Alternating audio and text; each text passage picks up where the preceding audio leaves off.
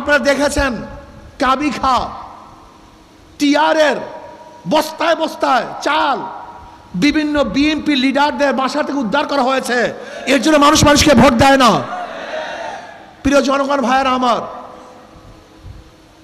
এখনো ক্ষমতায় যায় নাই, বিএনপি এখনো ক্ষমতায় যায় নাই। এরপরে তাদের অবস্থা এই, ভয় আছে যেতে পারি কি পারি না, যদি অপকর্ম করি মানুষ ভোট দিবে না। এই ভয়ে ভয়ে যেই কাজগুলি করতেছে, যখন ভয় থাকবে না, যখন ক্ষমতায় চলে যাবে, এই দেশটার অবস্থাটা কি হবে বলেন তো? এখনো ক্ষমতায় যেতে পারবে কি পারবে না, অপকর্ম করলে সেই ভয় আছে। তারপরও এই কাজ, যখন ক্ষমতায় চলে যাবে এই দেশটাকে নরকে পরিণত করবে, জাহান্নামে পরিণত করবে। গোটা বাংলাদেশের মানুষকে বলবো, পিআর সিস্টেমে নির্বাচন দেন। আজকে হোক কালকে হোক বিএনপি ওই দাবি করবে, কিন্তু সেই সময় আসতে আছে। বিএনপির পায়ের নিচের মাটি তো আস্তে আস্তে সব ফসকিয়ে যাচ্ছে। বিএনপি আজকে হোক কালকে হোক পিআর সিস্টেমে নির্বাচন দাবি করবে। আর আমি বিশ্বাস করি সাংবাদিকরা লিখে রাখেন, ভুলবেন না, আজকে তারিখ দিয়ে লিখে রাখবেন।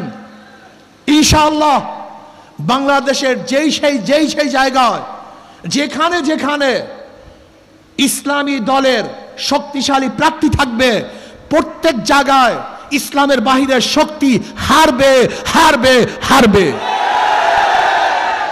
ডক্টর ইউনূস সাহেবকে বলবো, কোনো একদিকে ঝুঁকে যাবেন না। আপনার মতো শিক্ষিত ভদ্রলোক যেই কাজ করেছেন এটা ঠিক করেন নাই, আমরা সহ্য করেছি। কোন এক ব্যক্তির সাথে বৈঠক করে একা একা আপনি নির্বাচনের ডেট ঘোষণা দিতে পারেন না, এটা আপনার জন্য বৈধ নয়। আমরা মেনে নিয়েছি।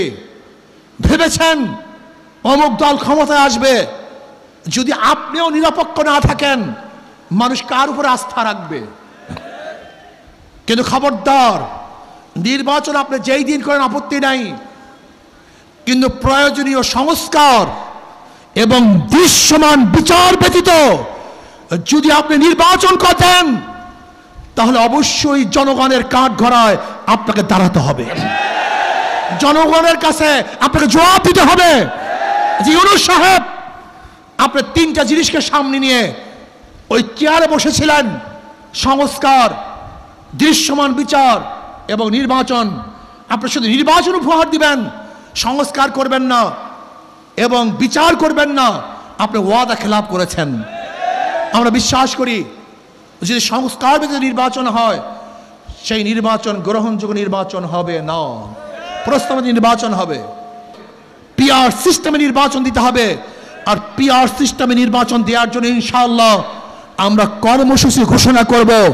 অবশ্যই অন্তর্বর্তী সরকার পিআর সিস্টেমে নির্বাচন দিতে বাধ্য হবে ইনশাআল্লাহ।